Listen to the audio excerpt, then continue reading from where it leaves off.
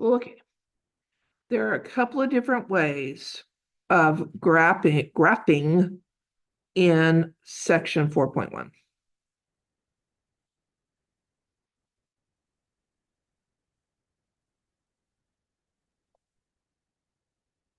All right. The first problem in section 4.1, we're going to be graphing x to the third and then some translation of x to the third. And in this particular problem, we're adding 6 to the x to the third. So that is a vertical shift up. So I'm going to graph first the cubic function. So we're going to go grab the cubic function tool and then just graph 0, 0. Okay. Now the second function that I have to graph is the vertical shift up.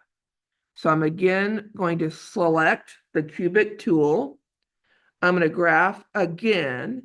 And then in this case, it's going to open a toolbar down here at the bottom of the screen where I can tell MyLab Math what my translation is.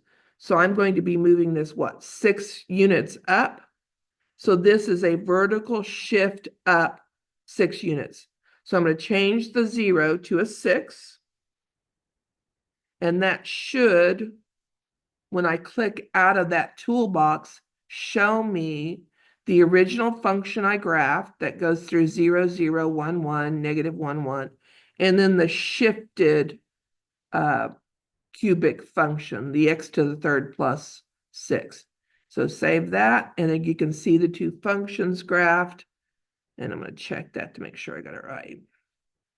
So the next one, what was the next one? Oh, it is going to ask me, by the way, what did I do? And that is a vertical shift up 6 units.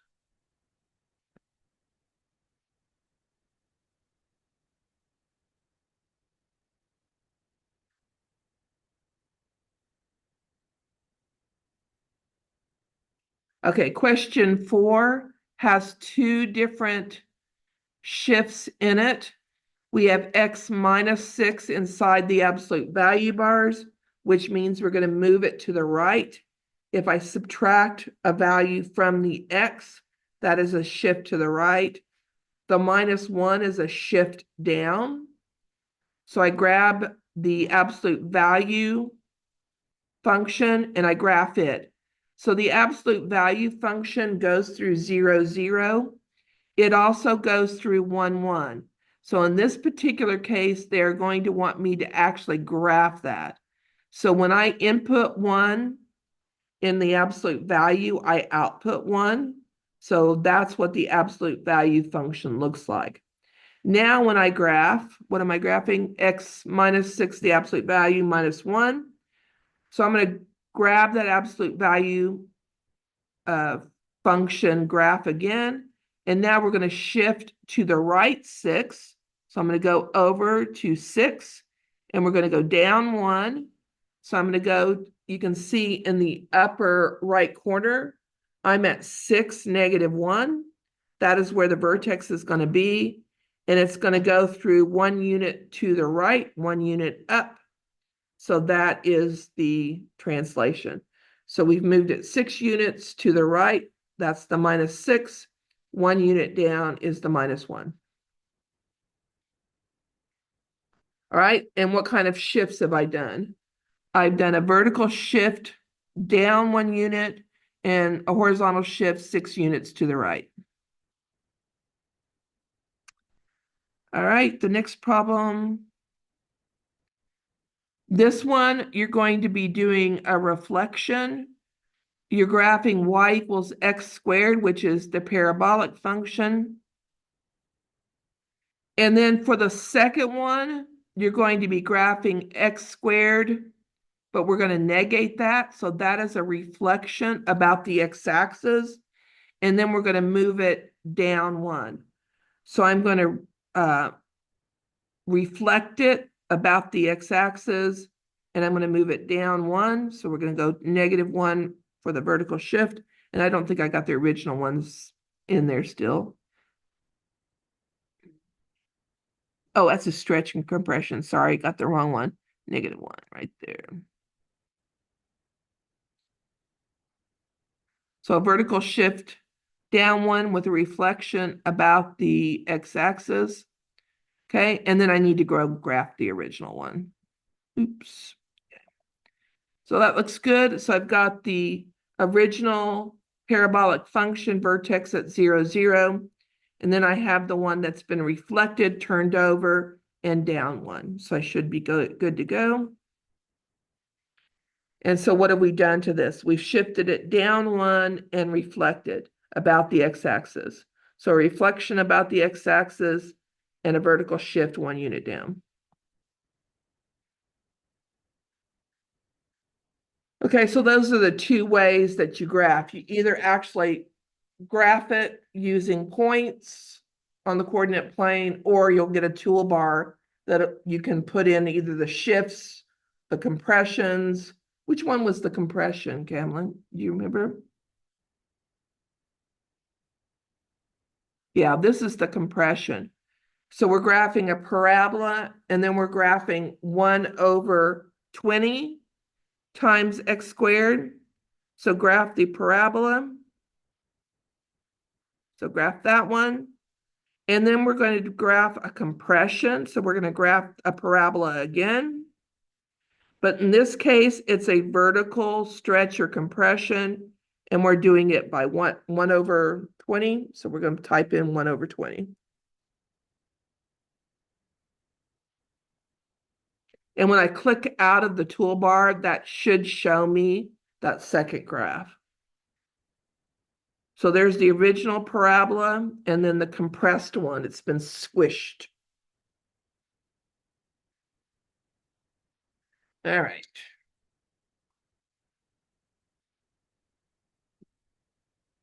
And so what do we have? A horizontal compression? No, we have a vertical compression by a factor of 1/20. Okay, I'll let you try those.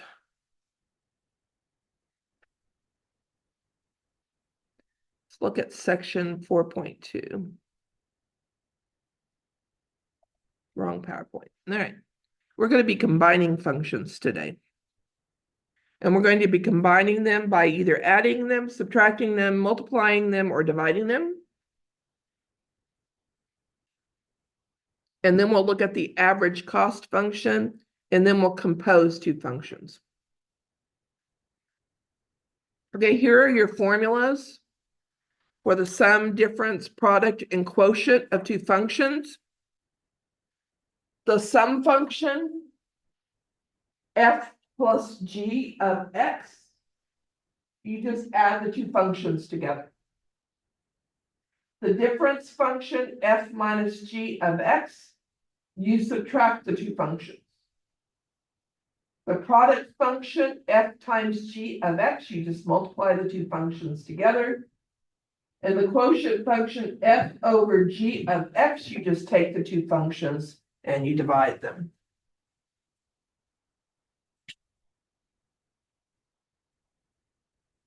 Okay, so let's practice this. We're going to find the sum, the difference,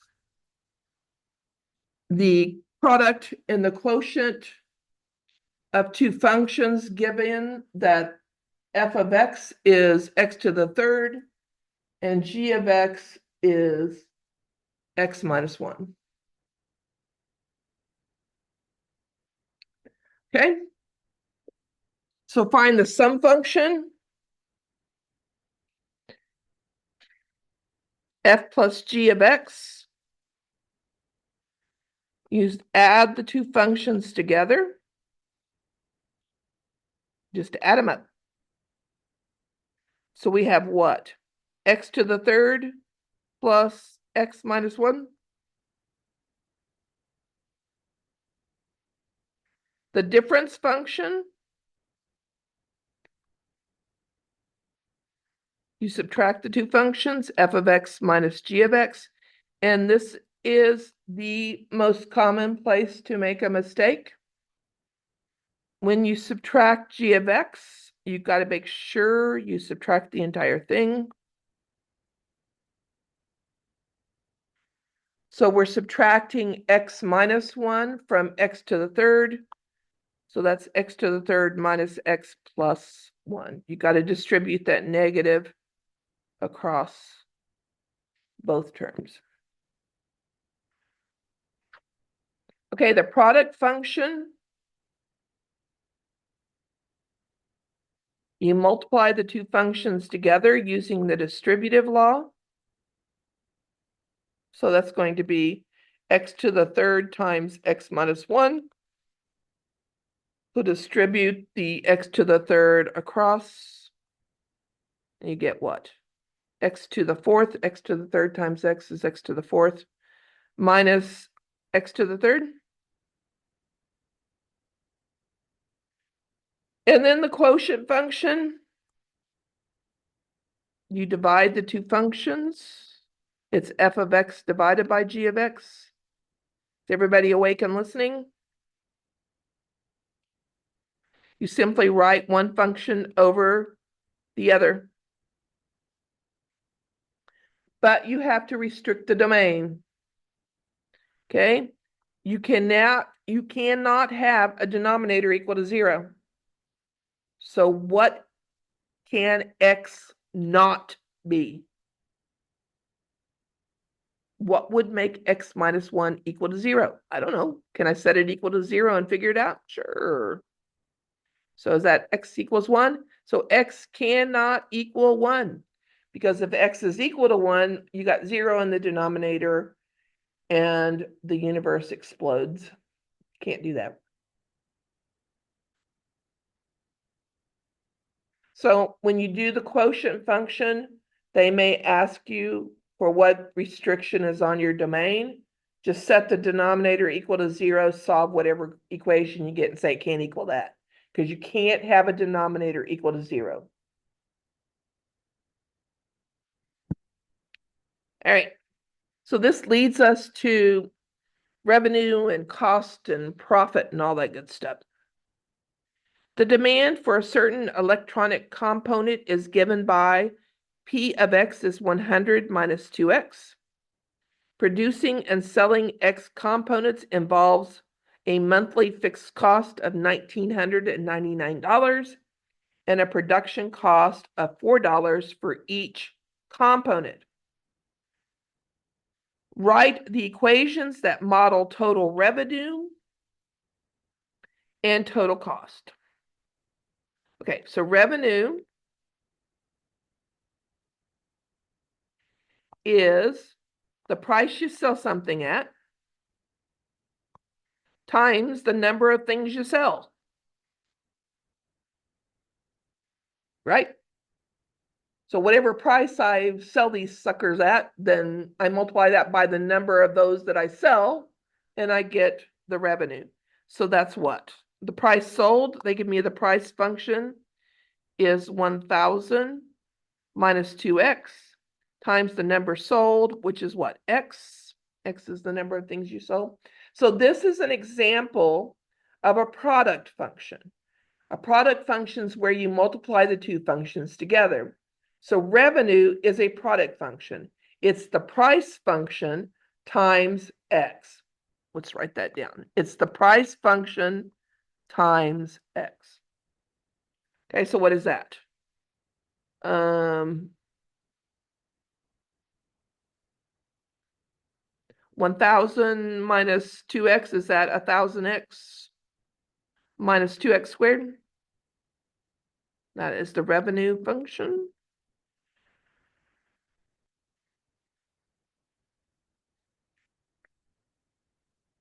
All right, so what's the cost function?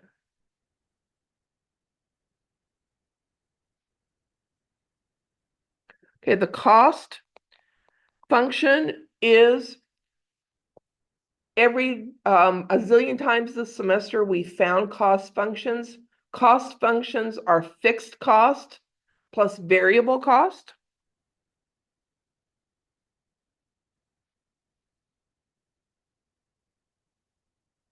And the fixed cost is what? $1,999. And then what's the variable cost? Well, it's going to cost you $4 for every single solitary one of these things that you make. So is that plus 4x? So the cost function is 1,999, the fixed cost, plus the variable cost. Every time you make one of these things, these electric components, it's costing you $4. Okay? And now what's profit? Profit is a difference function. It is the difference between the revenue and the cost. So if you take the revenue function and you subtract from it the cost function, you get profit. So if revenue is bigger than cost, profit is positive. If revenue is smaller than cost, profit is negative. You're going in the hole. So what was our revenue function again? Our revenue function was our price times X, which was what? 1,000X minus 2X squared. And our cost function was our variable cost and our fixed cost. So 1,999 plus 4x. So we're going to subtract those. So profit is an example of a difference function. This is revenue minus cost of x. So it's r of x minus c of x, 1,000 x plus minus 2x squared. And we're subtracting the 1,999 and the 4x.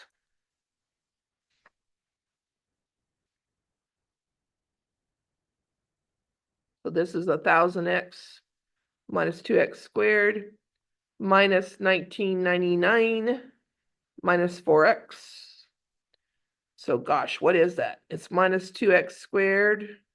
1,000 minus 4, is that 996? Minus 1,999. Did I get all the signs right there? So I have two like terms. 1,000 x minus 4x is 996x. I have a minus 2x squared and a minus 1,999.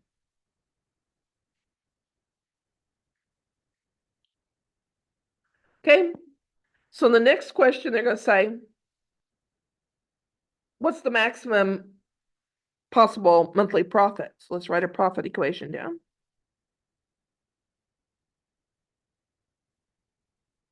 Do you remember where the maximum profit occurs?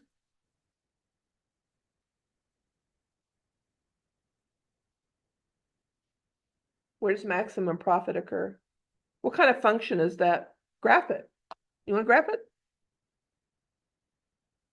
I suspect it's a parabola that opens down because typically profit functions in this book are parabolas that open down. So what do we got? Minus 2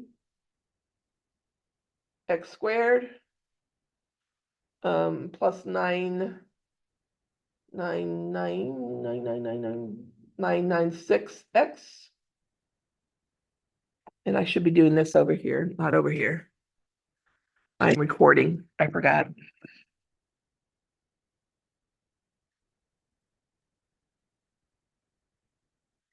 All right, let's try this again.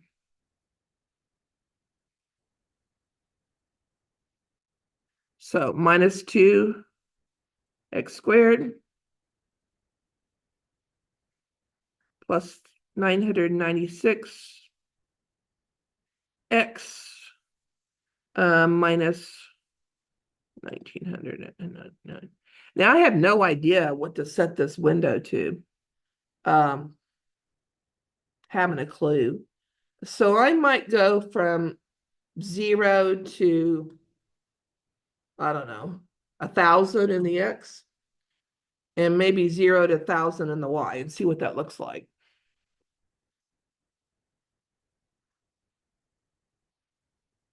I can tell from my answer I have on my notes that this isn't going to be good enough, but I'm going to go ahead and do it.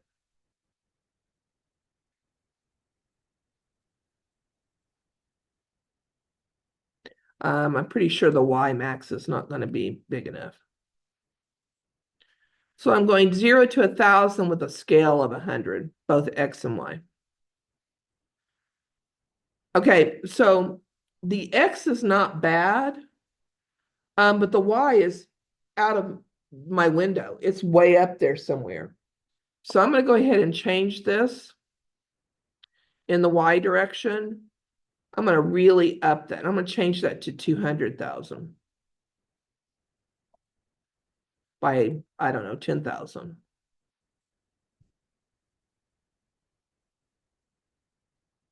Better. Okay, so maximum profit occurs at the vertex. That's where the maximum occurs. So you can calculate the vertex using the formula, or you can calculate the vertex using your calculator. What would you do? Okay, so I'm going to go second calc. I'm going to calculate the maximum, number 4. I need to be to the left of it.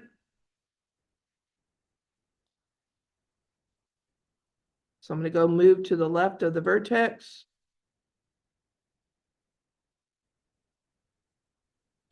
Hit enter. Then I'm going to move over to the right of it.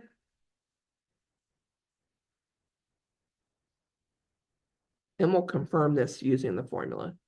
And then hit enter, and then hit enter again. So the maximum occurs at 249. So when I make 249 of these electronic components, and my maximum profit is what? $122,003? Okay, let's confirm that using the formula. So the formula is X is minus B over 2A. B is 996, so it's minus 996 divided by 2. A is negative 2. So when you take negative 996 and divide it by 2 times negative 2, I get 249. Then evaluate the profit function at 249.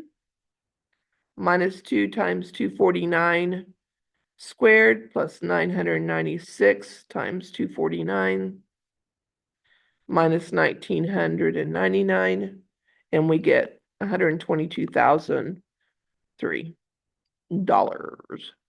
So the maximum profit occurs when you make 249 of these things.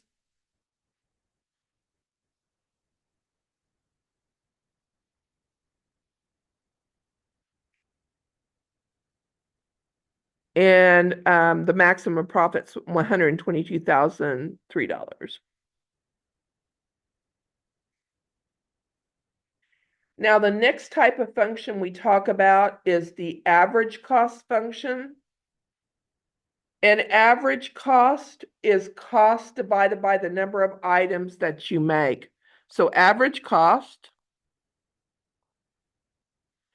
is your cost function divided by X. And the way we denote this is we denote this with a bar over the C. So anytime you have a variable with a bar over the top of it, if you're talking financial statistical stuff, then that's going to be average. So the average cost is the cost divided by X.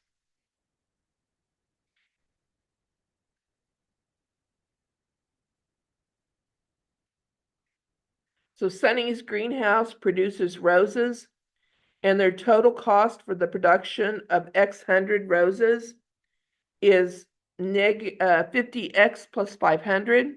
So what's the average cost? So the average cost is the cost function 50X plus 500 divided by X.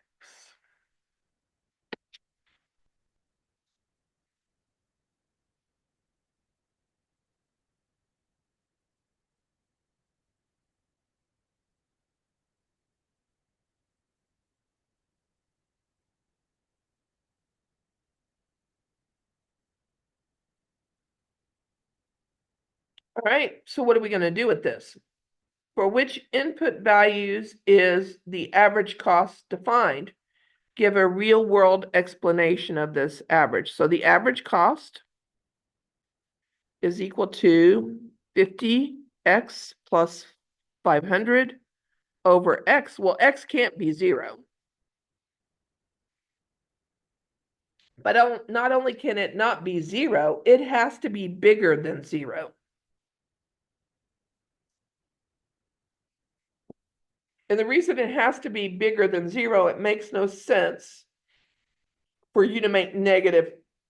What are we making? Oh, we're growing roses. Makes no sense that you're growing a negative number of roses. That's kind of a time warpy thingy. Do any of you watch Doctor Who? No. Timey-wimey, wibbly-wobbly, timey-wimey? No. Okay, so it has to be greater than 0 because you're growing roses, so the production of roses has to be a positive number. Okay? Graph. The average cost. What was the average cost again?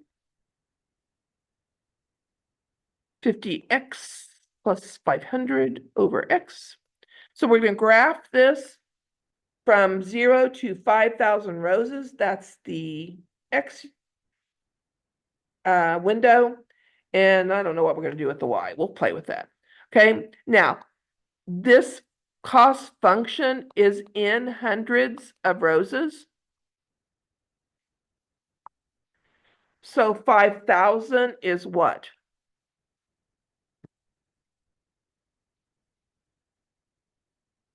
So if I take 5,000 and divide it by 100, is that 50? So it's going to be from 0 to 50. Okay, so let's graph this.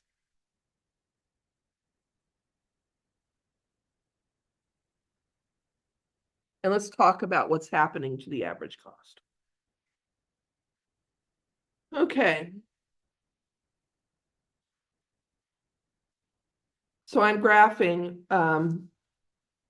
50x plus 500 divided by x. And there's a couple of different ways you can do this. You can put the numerator in parentheses.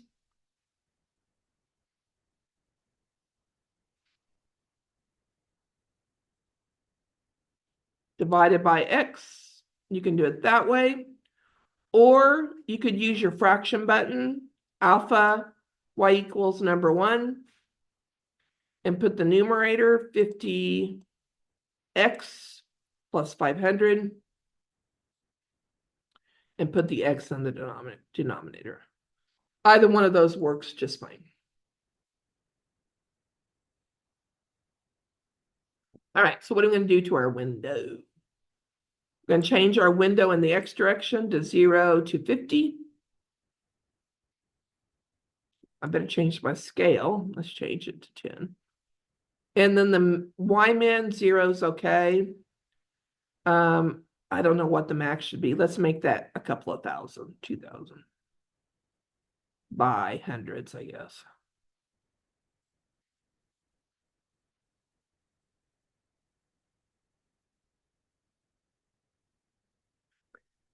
All right, so what's happening here? As the number of roses you grow increases, the average crop cost decreases, which kind of sort of makes sense. If average cost is the cost divided by the number of things you do, the number of items you make, or in this case, the number of roses you grow, then it kind of makes sense that the average cost goes down as the denominator gets bigger. So when you look at a fraction, if you hold the numerator constant and increase the size of the denominator, the overall fraction decreases. So as the production increases, the average cost decreases.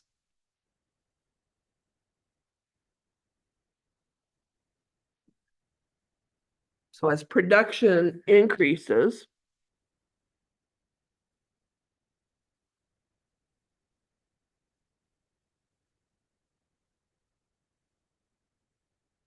average cost decreases. a function that looks like this.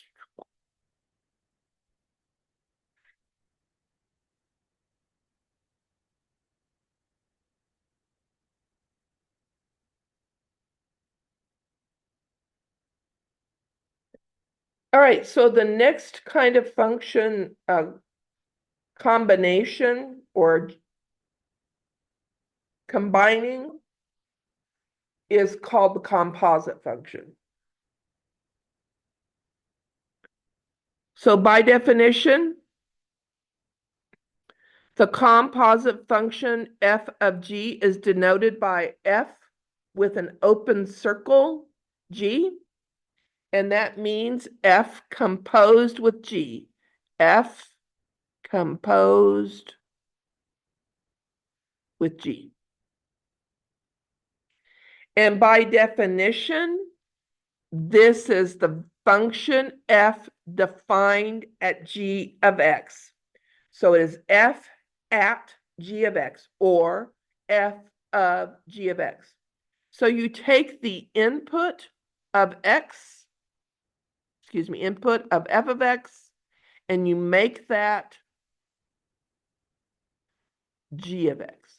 So you take the input x and you make it g of x.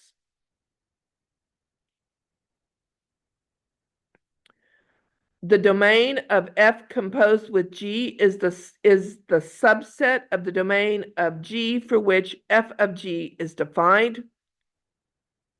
What that means is, if it's not in the domain of g, it can't be in the domain of f.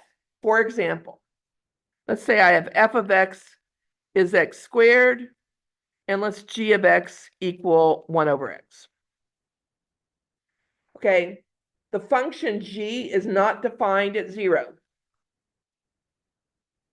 So f composed with g of x cannot be defined at 0. Whatever restriction you have on g, you cannot put it in the composite function. The composite function g composed with f is defined by g composed with f of x is g evaluated at f of x. So you take the input of g and make it f of x. The domain of g composed with f is the subset of the domain of f for which g of f is defined. So again, if you have a restriction on the function f, you can't put that in g composed with f of x. Let's do some examples. Okay, so what the composite function does is it takes the input of one function and gets an output. So if we're looking at f composed with g, we take the input of x, we put it through the function of g, we output a g of x, we take that output and make it the input of f, and we output f at g of x.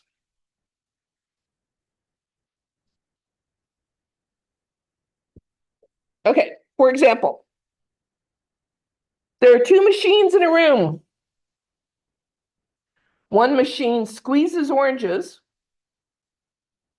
to make orange juice, and the other is a canning machine that puts the orange juice into cans. Thinking of these two processes as functions, we name the squeezing function g and the canning function f. So what does f of g of orange mean? It means we're going to evaluate the function f at g of orange. So your input of g will be the oranges, and you're going to get the output, and you're going to make that the input of f. The composite function g composed with f of orange means to do whatever the function f does to your oranges, and then take that output and put it through g. Okay, which one makes sense?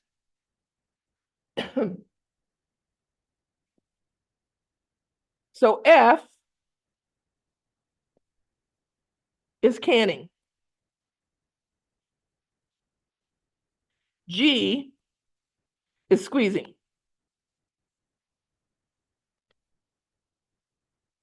So what does F at G of orange do?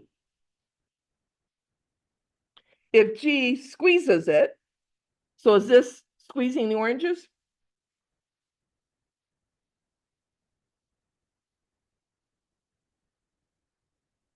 Then what do? Do you can them? So you take your oranges, G squeezes them, you put it through F and F cans it. Make sense? What does G of F of orange do? Well, F cans it. So it takes the orange and it cans it, and then what's it do? What's G do? Squeezes it? So it takes the orange, cans it, then it takes the can and it squeezes it. So does that make sense? Nope.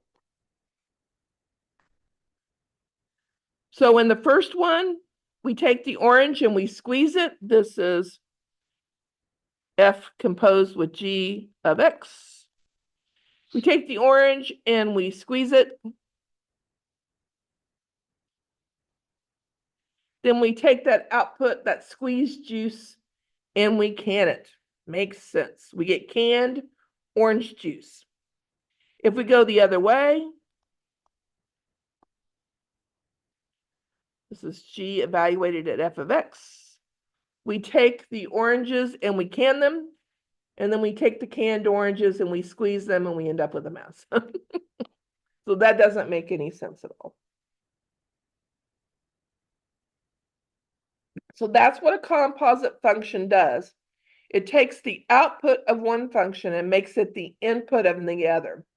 So in this example, the output of G is squeezed oranges, orange juice. We take that output, the orange juice, and we put it through F, which is the canning process. So we take an orange, we squeeze it, that's G, and then we take that output, the squeezed orange juice, and put it in F, which is the canning process. And in this one, we take the orange and we can it. That is the output of F, canned, whatever. We take that output and we make it the input of G, which is the squeezing process. So we take our oranges, which is our input, we can it, that's our output. We take that output, the canned orange, and put it through G, which is the squeezing process. All right. Let's do it with some algebra.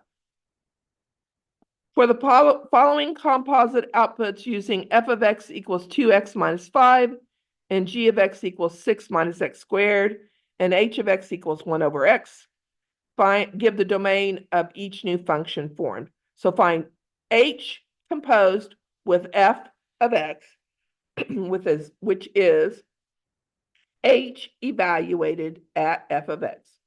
So we're going to take f of x, which is what? 2x minus 5. And we're going to make that the input of h. So we're going to evaluate h at 2x minus 5. That's what we're going to do. So in my function h is 1 over x. We're going to replace the x with f of x. And f of x is equal to 2x minus 5. So this is going to be h at 2x minus 5. If we replace the x and h with 2x minus 5, do we get 1 over 2x minus 5? I can't talk.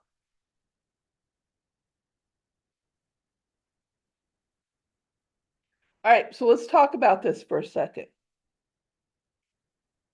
What was f? F was what, 2x minus 5? Is there any restriction on the domain of 2x minus 5? Is there anything you can't plug in for x? Oh, sure I can. 0 minus 5 is minus 5. Do you know what that graph looks like? What's the graph of 2x minus 5 look like?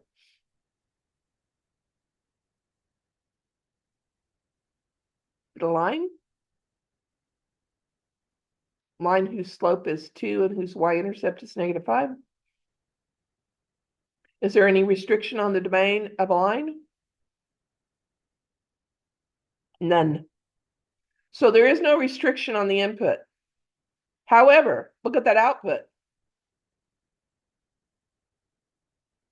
Is there a restriction on that? If there's an x in the denominator, there is a chance there's a restriction on the domain. How do you figure it out? Take the denominator and set it equal to 0. Can the denominator equal 0? Nope.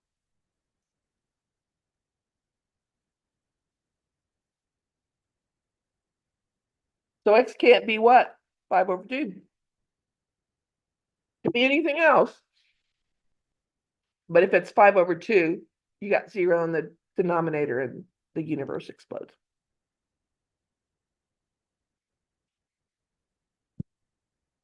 Okay, let's find another one.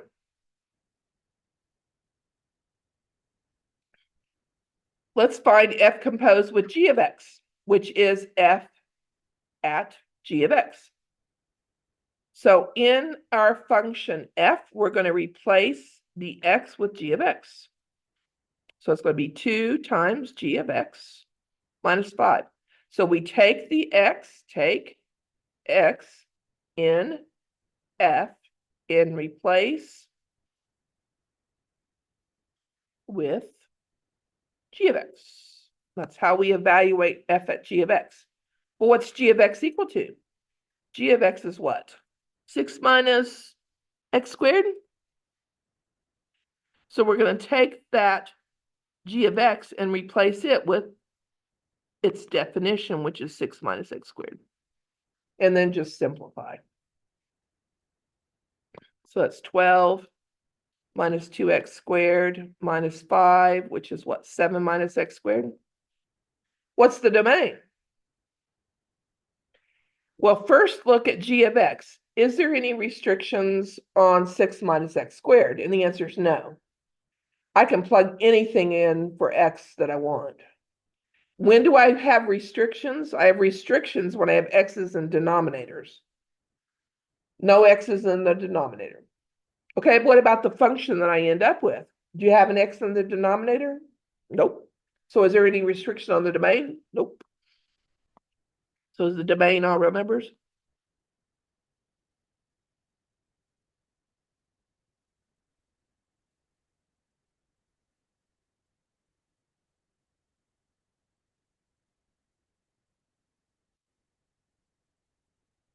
All right, how about this one? G composed with f of x, which is g at f of x.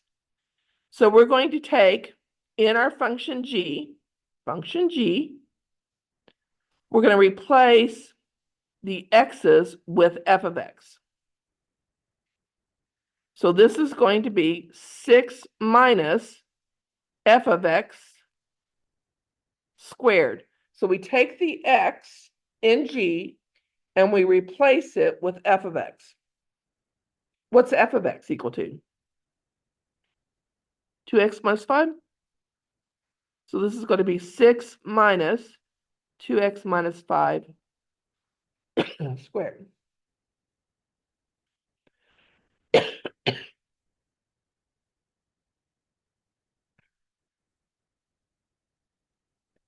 And then I have to do some simplification. So the 6 minus, I'm going to square this. It's 4x squared minus 20x plus 25. If you need to know how to square that, go over here and square that.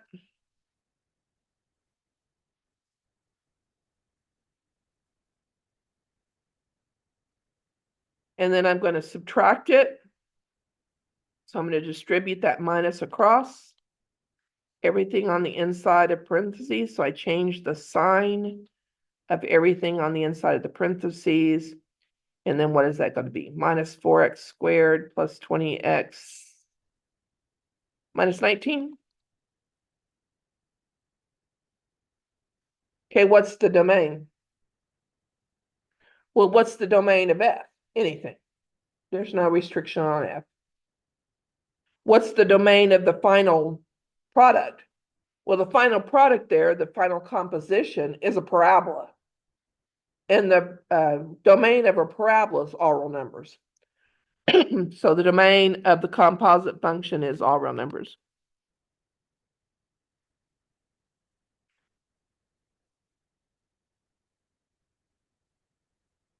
Now you can do some of this on your calculator. Some of it. Your calculator will not find the composite function. It will find the composite function evaluated at a specific number. It can do that. So you have to find the algebraic composition algebraically. You have to do that. But if your problem says find, for example, F composed with G of 2, your calculator can do that. It can find the composite function at a specific value. It can do that. So let's find out how to do that. If you have two functions and you input them as y1 and y2, you can enter the sum, difference, product, quotient, or composition of the two functions in y3. These combinations of functions can then be graphed or evaluated for input values of x. For example, we have f of x is the square root of x minus 5, and g of x is 2x squared minus 4. We're going to graph the sum function. And then we're going to look at the domain. We're going to graph the quotient function, and we're going to look at the domain. And then we're going to compute f composed with g of -3 and g composed with f of 9. Okay? So the first thing I'm going to do is go put these two functions in my calculator.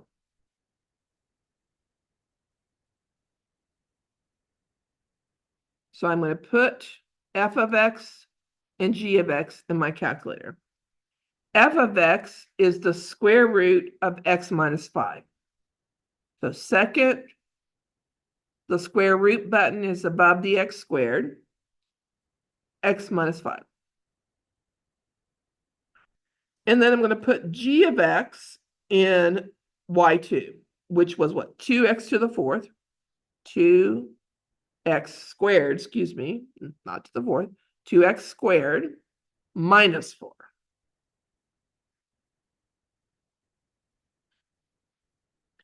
And they do give me a window to graph the sum function. So we'll change that in a minute. But let's put the sum function in the calculator. So what I want to do is I want to add f and g. So I want to add y1 and y2. So we're going to go to our variables menu.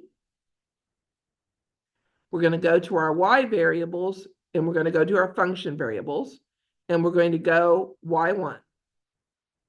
So we're going to add y1 and y2, f of g, f of x and g of x. So I'm going to add, and then I'm going to add y2 to that. So variables, y variables, function number 2. So the third graph will be the sum of those two graphs. Okay, so they told me the window. They want you to graph it from -10 to 10 in the x, -1 to 10, excuse me, -1 to 10. We're going to go by a scale of 1. And then in the y direction, they want us to go from 0 to 200. And I'll probably use a scale of 10.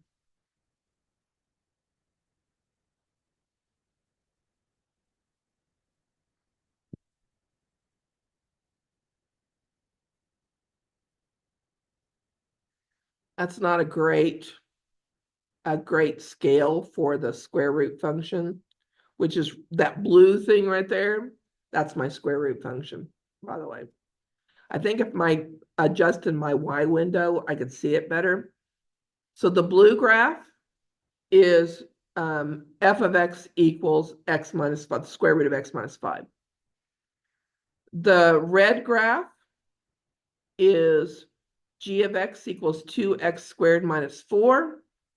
And then my black graph here, which starts right here at x equals 5 and goes up, that is the sum function. So that is f of x plus g of x right there in black. Let's change the window so we can see it a little bit better. We'll change that to 20.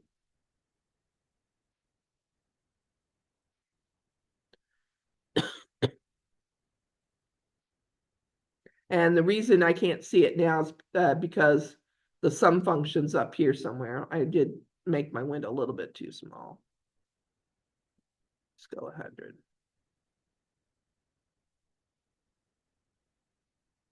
There it went. Still, you really can't see that square root function very well. All right. Now let's graph f, the quotient function, f over g of x. So I'm going to go back to my y equals, and I'm going to clear out, well, I'm not going to clear it. I'm just going to change that plus to a division. So that's going to be the quotient function f over g of x. We're going to take f of x, which is y1, and divide it by g of x, which is y2. And they give me a window of 5 to 15 in the x and 0 to 0.016 in the y. So let's go to our window.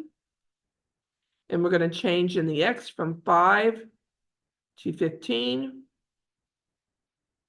And in the y direction, we're going to change that from 0 to 0.016. And I'm probably going to change my scale then to 0.001 maybe.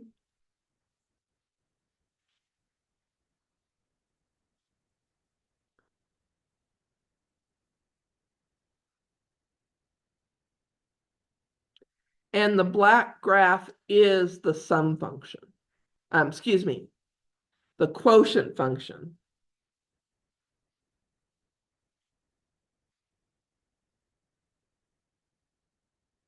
Now, what's the restriction on the domain? Well, the function starts right there. Because you see where my cursor is? So in the x direction, it starts there and then it goes to infinity. So where does it start? Let's go look at the table. Okay, where does it start? Y3. Where does Y3 start? Because that is the quotient function. Does it start at 0? So the quotient function is the sum of y, I can't say this right. The quotient function is the quotient of y1 and y2. So it's y1 divided by y2. And y1 divided by y2 is y3, and that's defined starting at 0. So the domain of that function is, oh, excuse me, not 0, 5. Starts at x equals 5. At 5, it's 0, and then it continues. So the domain of that function's what? X is greater than or equal to 5. So this is the domain, the blue is the domain of f. The domain of f starts at 5. The domain of y is anything, y2. G of x, the domain's all real numbers. But the domain of the quotient function is going to be that x has to be greater than or equal to 5.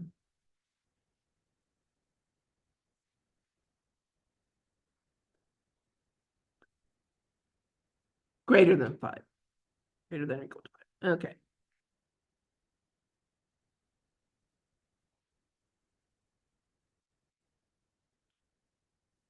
Yeah, let's talk about that for a second. Since y1 is f, you can't take the square root of a negative number. So x has to be 5 or bigger. So it has to be greater than or equal to 5.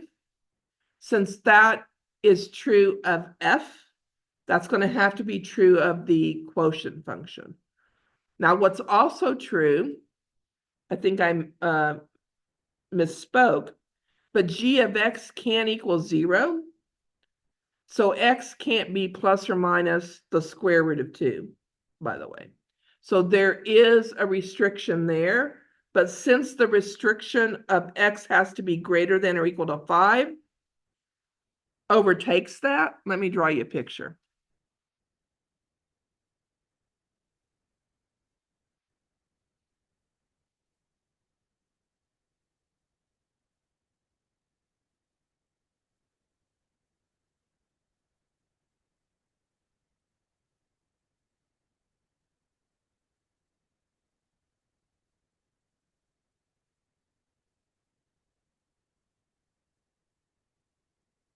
I think lock something up.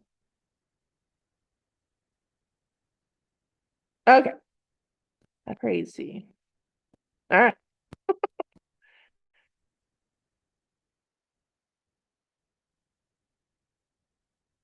I'm getting a fix this.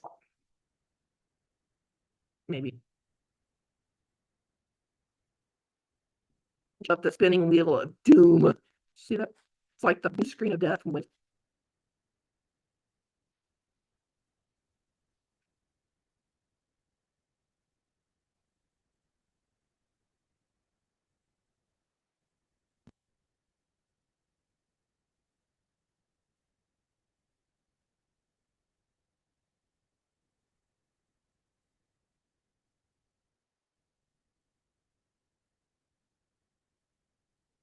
the application is not responding. No joke.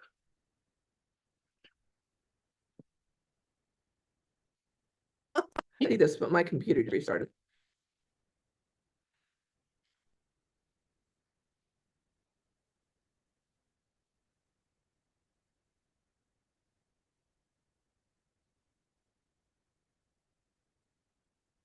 I love technology.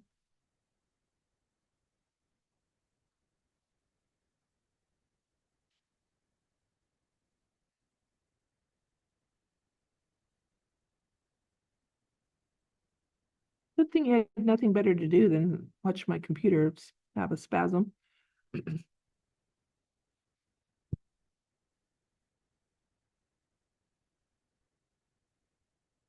right.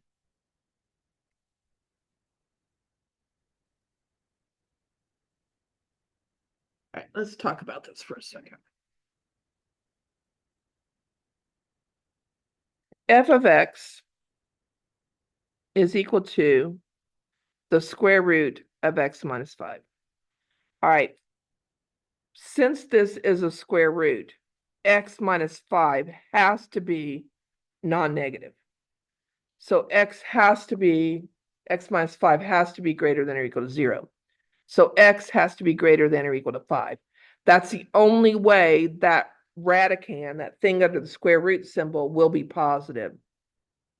All right, g of x is equal to 2x squared minus 4. Okay, and then when I put that in the denominator of a fraction,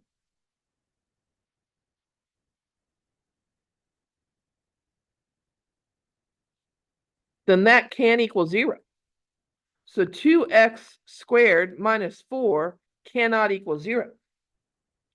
Okay, so I'm going to add 4 to both sides. I'm going to divide by 2. So x squared cannot be 2. And from the last chapter, I can take the square root of both sides. So x can't be plus or minus the square root of 2. When I take the square root of both sides, I have to put a plus or minus in front of it. So x can't be the square root of 2. X cannot be negative square root of 2. Well, the square root of 2, take the square root of 2 on your calculator. That's approximately 1.41. So x can't be negative 1.41, and it can't be positive 4.141. However, the domain has to be greater than or equal to 5. So if the domain is greater than or equal to 5, can it equal 1.41? So here's your number line. It has to be greater than or equal to 5. Well, 1.41 is over here. So if it's bigger than 5, can it equal 1.41? The answer is no. So the domain x is greater than or equal to 5 takes care of that. It can the denominator can never be 0. The denominator can never be 0 if that number right there is bigger than 5. Because it's got to be what, 5 or 6 or 7 or something bigger. So that's why the domain of the quotient function is x is greater than or equal to 5. And you could also see that from the graph.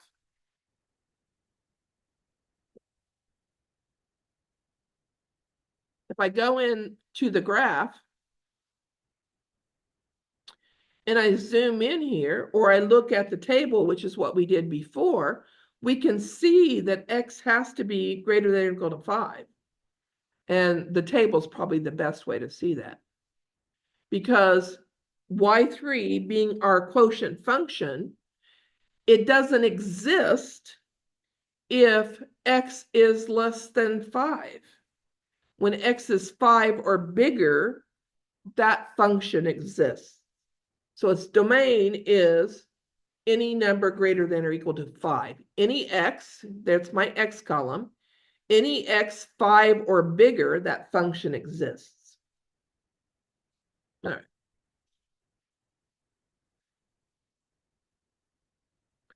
Let's find the composite function evaluated at -3. Let's find the composite function evaluated at 9. So we're going to find f composed with g at -3 and g composed with f of 9. And your calculator can do this. So what you type into your home screen is the function f, which is y1, evaluated at g, which is y2, evaluated at -3. So you type in y1, open parentheses, y2, open parentheses, -3, close the parentheses. If you want to evaluate g of f, g composed with f of x, you're going to type in y2, parentheses, y1, parentheses, 9, close your parentheses. So let's try that.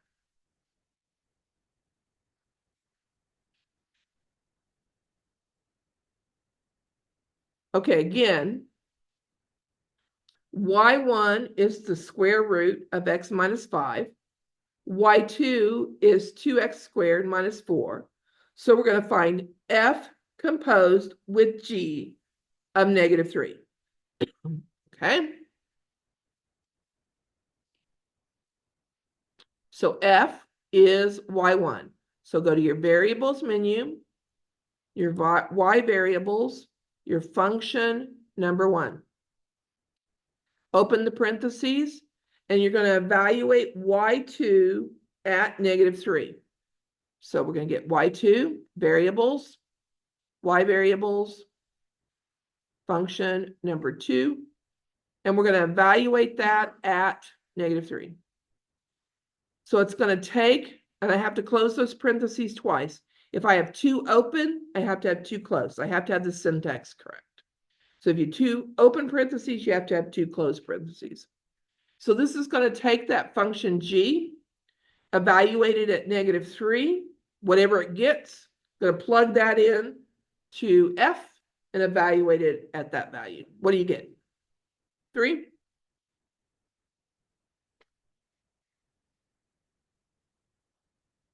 Now we're going to evaluate g composed with f at 9. So g is y2. So we're going to go variables, y variables, function number 2. We're going to evaluate that at f, which is y1. So variables, y variables, function number 1.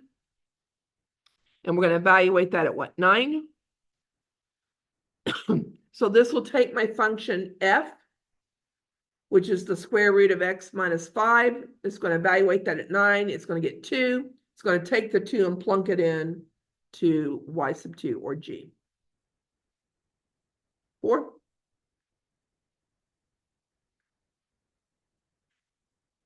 So your calculator understands that it's evaluating that second function at -3 for the top one.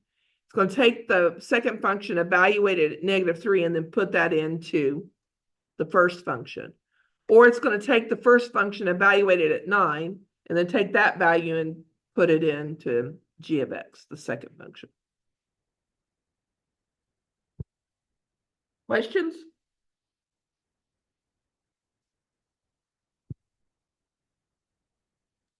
All right, well, if there aren't any questions,